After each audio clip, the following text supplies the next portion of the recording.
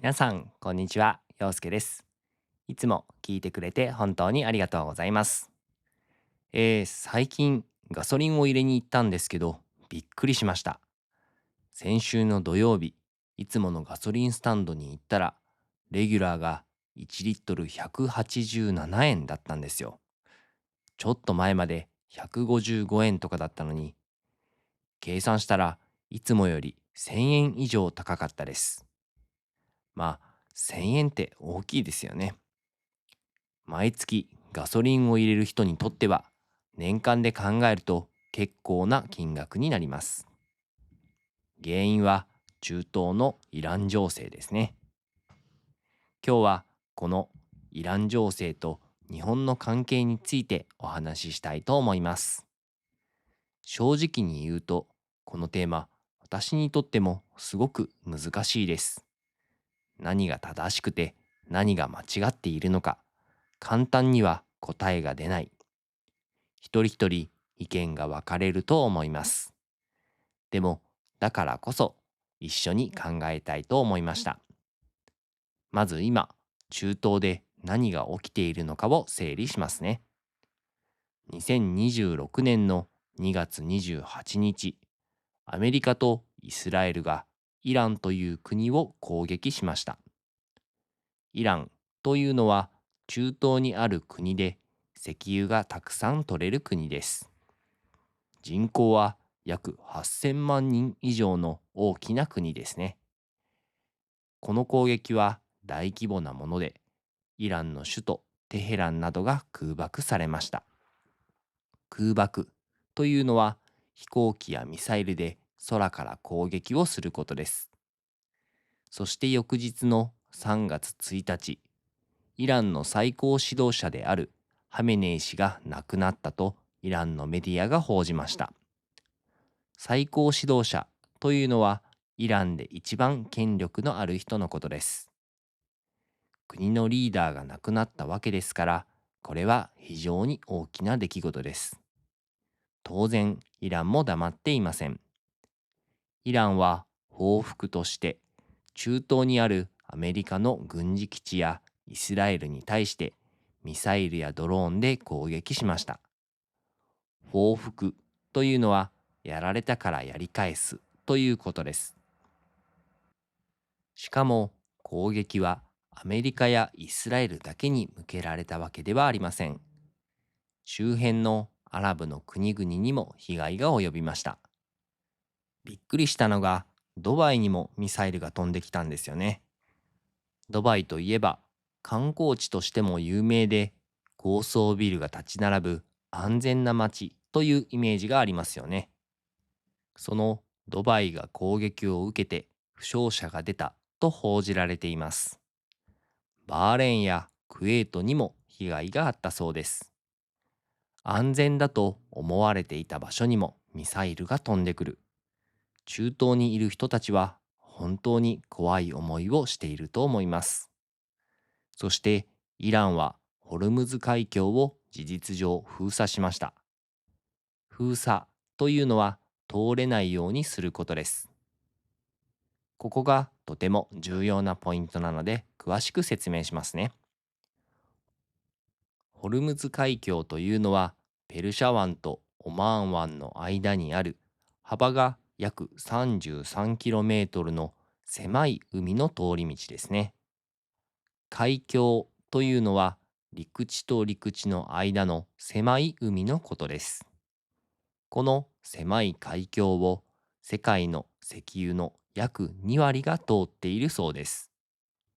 世界中で使われている石油の5分の1がこの狭い場所を通るタンカーで運ばれているんです。タンカーというのは石油を運ぶための大きな船のことですね。日本にとってこれは特に深刻な問題です。なぜかというと、日本は使う石油のほとんどを外国から輸入しています。輸入というのは外国から買って持ってくることですね。しかもその原油の9割以上を中東から輸入しているんです。つまりホルムズ海峡が通れなくなるということは、日本に届く石油が大幅に減るということなんです。そして以前の動画で高市政権の外交政策について日米同盟が基軸というお話をしましたよね。基軸というのは一番大事な土台ということでした。その日米同盟が今非常に厳しい局面を迎えています。局面というのは状況や場面のことですね。ここからはこのイラン情勢が日本に与える影響をお話ししていきますね。まず一番わかりやすいのがガソリンの値段です。去年の12月末にガソリン税の暫定税率が廃止されました。暫定税率というのは一時的にという名前でずっとガソリンに上乗せされていた税金のことです。1リットルあたり約25円分の税金でした。これが廃止されたおかげでガソリンの値段が20円くらい下がったんです。今年の1月には全国平均で155円を下回りました。4年半ぶりの安さだったそうです。やっと安くなったと思いましたね。でもそこからイラン情勢が悪化して原油の値段が世界中で一気に上がりました。原油というのは地面から取り出したままの石油のことです。その結果、日本のガソリンスタンドでも急激な値上がりが起きました。3月11日から12日にかけて、石油の元売り会社が卸売価格を1リットルあたり26円も上げたんです。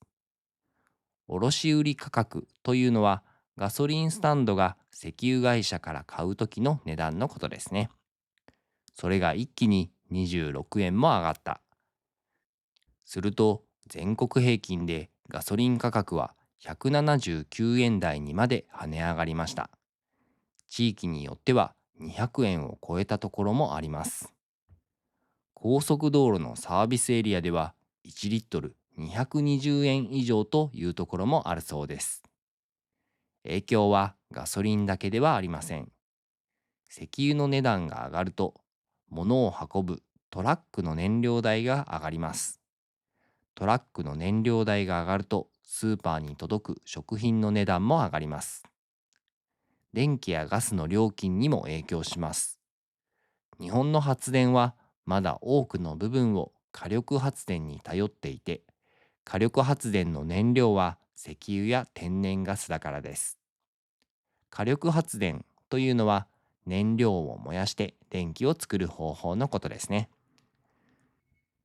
つまり中東で起きている戦争が毎月の電気代、スーパーの食品の値段に全部つながっているんです。ちなみに高市首相は3月11日に緊急の記者会見を開きました。緊急的な激変緩和措置を実施すると発表しました。激変緩和措置というのは急激な変化を和らげるための対策のことです。簡単に言うと、ガソリンが急に高くなりすぎないように政府がお金を出して値段を抑えるということですね。目標は全国平均で1リットル170円程度に抑えること。この補助金は3月19日の出荷分から始まるそうですが、実際にガソリンスタンドの値段に反映されるのは3月末から4月上旬になる見込みです。もう少し待てば少しは落ち着くかもしれません。日本語で対岸の火事ということわざがあります。対岸というのは川や海の向こう岸のことです。つまり向こう岸の火事は自分には関係ないという意味のことわざです。でも今回のイラン情勢はまさに対岸の火事ではないんです。遠い中東の戦争が私たちの財布を直撃しています。ガソリンの話だけでも大変なのに、もう一つ大きな問題があります。自衛隊の派遣の問題です。トランプ大統領は3月14日、自分の SNS にこう投稿しました。ホルムズ海峡の封鎖の影響を受ける国々は、アメリカと連携して軍艦を派遣することになるだろうと、そして具体的に日本、中国、フランス、韓国、イギリスなどの国の名前を挙げて、艦船を送ることを期待すると書きました。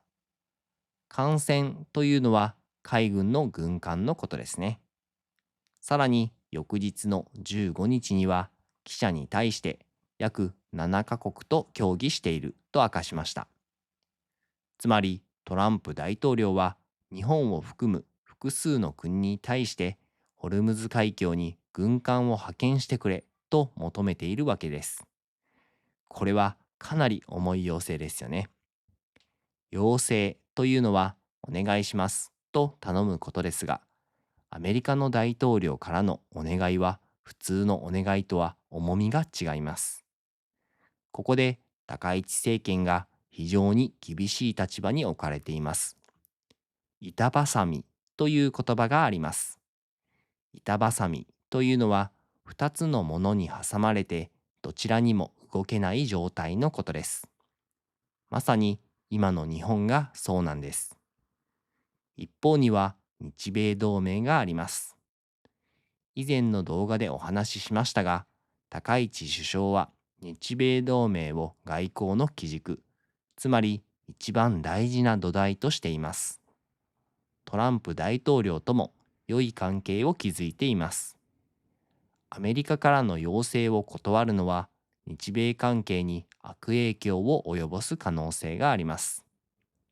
もう一方には、日本の法律の問題と中東との関係があります。自衛隊を海外に派遣するには、日本の法律に基づいた根拠が必要です。以前の動画で、存立危機事態という言葉を説明しました。日本の存立が脅かされる事態のことでした。この存立危機事態と認定されれば、自衛隊を海外に派遣することができます。でも、今の状況がそれに当たるかどうかは非常に難しい判断です。高市首相は3月16日の参議院予算委員会でこう答えました。海上警備行動に基づく艦船の派遣は困難だと。海上警備行動というのは海上で日本の船を守るための自衛隊の活動の一つです。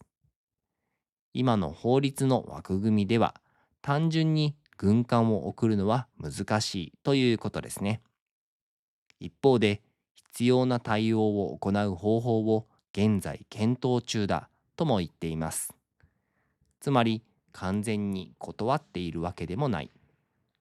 報道によると、情報収集という名目で海上自衛隊の護衛艦を派遣することを検討しているとのことです。護衛艦というのは海上自衛隊が持っている軍艦のことです。ちなみに他の国はどうしているかというと反応は様々です。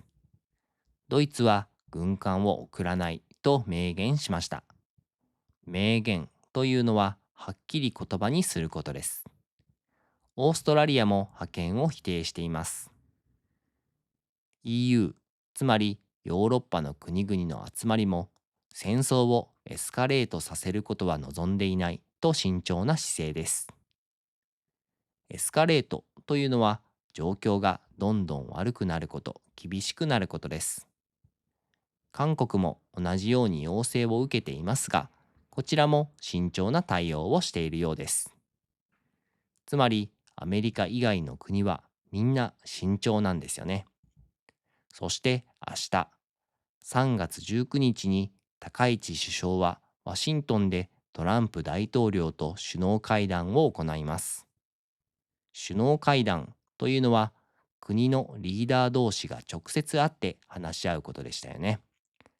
この首脳会談でトランプ大統領が直接自衛隊の派遣を要請する可能性があります。高市首相がどう対応するのか、これは日本にとって非常に大きな判断になります。高市首相は本当に難しい立場にいると思います。アメリカとの関係を壊したくない。でも戦闘が続いている地域に自衛隊を送ることのリスクも大きい。日本の法律との整合性も取らなければいけない。そして日本は中東の国々とも良い関係を保ちたい。石油を売ってもらう必要がありますからね。この板挟みの中でどういう答えを出すのか注目しています。ここからはもう少し深い話をしたいと思います。何が正義なのかという問題です。まず、アメリカとイスラエルによるイランへの攻撃について、これは国際法に違反しているのではないかという批判が世界中から上がっています。国際法というのは国と国の間で守るべきルールのことです。国連憲章という国際社会の一番基本的なルールがあります。国連憲章というのは国連に加盟している国が守るべき約束事をまとめたものです。この国連憲章では原則として武力を使って問題を解決してはいけないと決められています。武力というのは軍事力、つまり戦争の力のことですね。例外は自分の国が攻撃された時に自分を守る場合、つまり自衛の場合です。自衛というのは自分の身を守ることです。今回のケースでは、イランがアメリカやイスラエルを攻撃したわけではありません。アメリカとイスラエルの方から先に攻撃しました。これを先制攻撃と言います。先制というのは相手より先にやることです。アメリカは自衛のためだと説明していますが、攻撃される前に攻撃したわけですから、これが本当に自衛と言えるのかどうか議論になっています。実際にいろいろな国がこの攻撃を批判しています。アメリカの同盟国であるヨーロッパの国々からも慎重な声が上がっています。一方で日本政府の高市首相はどう言っているかというと、法的評価は差し控えると繰り返しています。差し控えるというのはあえて言わないでおくということです。つまりアメリカの攻撃が国際法に違反しているかどうかについて日本政府は判断を示していないんですね。これについては日本国内でも賛否があります。賛否というのは賛成と反対のことです。アメリカとの関係を考えると仕方ないという意見もあれば、国際法違反に声を上げるべきだという意見もあります。さて、ここからがさらに複雑な部分です。じゃあ、イラン政府が正しかったのかというと、そう単純でもないんです。イランでは2025年の12月から大規模な反政府デモが起きていました。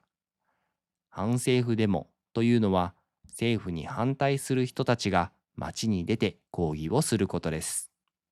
国民が物価の高騰や政府による言論の弾圧に怒っていたんです。弾圧というのは権力を使って人々の自由を抑え込むことです。治安部隊がデモに参加した人に実弾を発砲したという報告もあります。実弾というのは本物の弾丸のことです。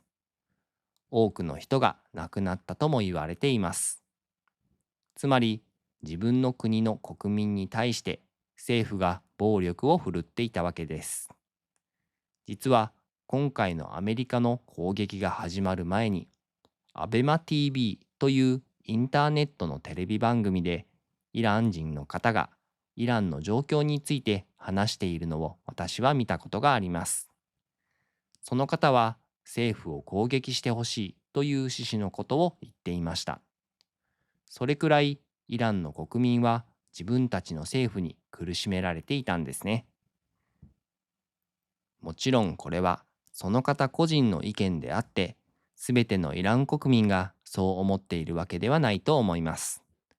でも、そういう声が出てくるほど、イラン国内の状況は深刻だったということです。私が SNS やニュースで見た限りでは、ハメネイ政権が倒れたことを喜んでいるように見えるイラン国民の映像も流れていました。長い間、自由を制限されてきた人たちにとっては、政権が変わることへの期待があるのかもしれません。しかし、同時にこの攻撃でたくさんのイラン国民が亡くなっています。報道によると、イラン南部の小学校にミサイルが当たり、150人以上の子どもたちが命を落としたそうです。これはどんな理由があっても許されることではないと思います。つまり、この問題はアメリカが正しい、イランが正しいという単純な話ではないんですね。アメリカの攻撃には国際法上の問題がある。でも、イラン政府が国民の人権を守っていたかというとそうでもない。イラン国民の中には政権が変わることを望んでいた人もいる。でも、攻撃で罪のない子供たちが亡くなっている。戦争というのはおそらくどちらが正しいということはないんだと思います。私は政治の専門家でも国際法の専門家でもありません。とにかく戦争は起こってほしくない。今回の件でつくづくそう思いました。